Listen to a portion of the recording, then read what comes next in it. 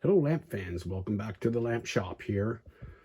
This week we're going to be looking at a Max-Brite 500 that really doesn't work right.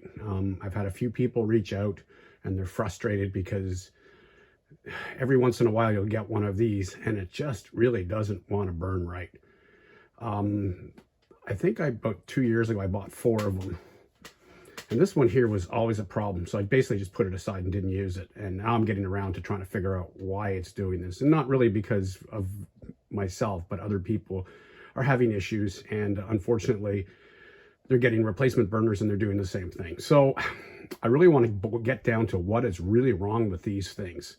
Well, with the odd one. So this is, the later production. This is a Max-Brite 502. I didn't get the serial number off it or the rest of the numbers, but it's around a 700 so model.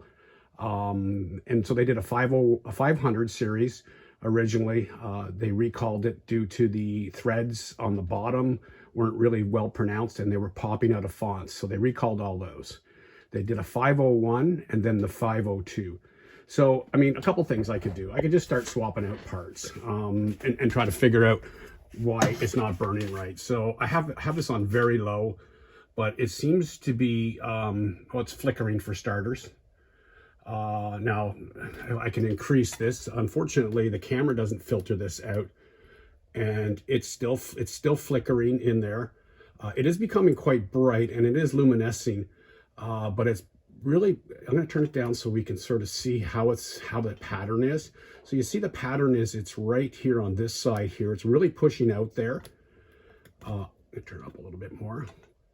There we go. So you can see there, and on the other side, there's another sort of flame pattern that's pushing there. So somewhere along the line, the heat flow, I should say, which is directed by the airflow, is kind of pushing towards a couple spots. So first thing I did was get a brand new wick, fresh stock, put it in, soaked it overnight. So this is a brand new wick in this burner assembly. Now this burner was having all sorts of issues. It was overburning, it was overheating. As you can see, the brass is actually changed color. So here is a brand new one right beside it, just for a reference. Now I could start putting pieces on and swapping it out, but that's not going to tell me exactly what's wrong with this burner. And so the reason I'm doing this is because people are really getting upset, and the brand is kind of not, it's not doing the brand any good.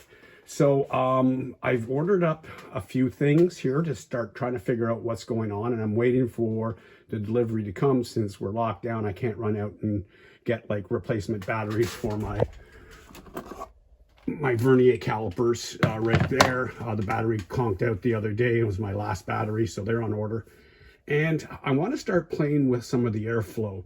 So I'm thinking the issue is on the lamp is there in the gallery here, where the gallery sits, it sits on the outer wick tube. I'll grab one of those, just a second. They kind of look like this. So the way this would sit inside the burner, then this would reside over it.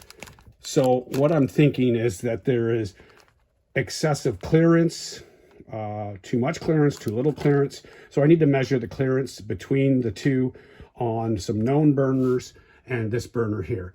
So I'm going to do that with basically clay once it arrives. So this is going to be a 2-part video.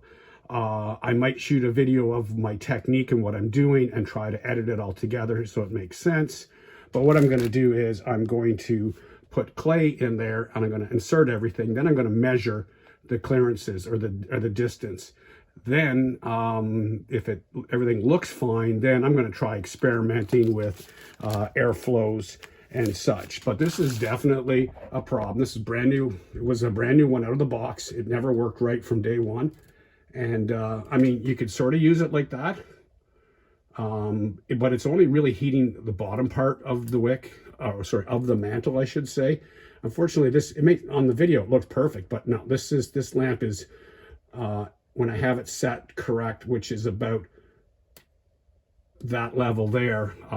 There is one side over here that really isn't luminesced properly, and the top part itself really doesn't have any, it doesn't really illuminate, so, or incandesce. So I'm just going to turn this guy down.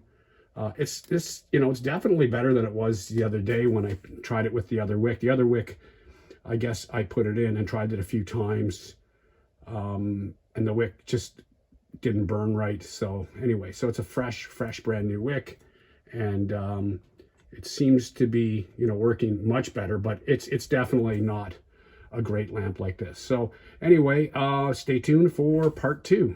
Have a great day.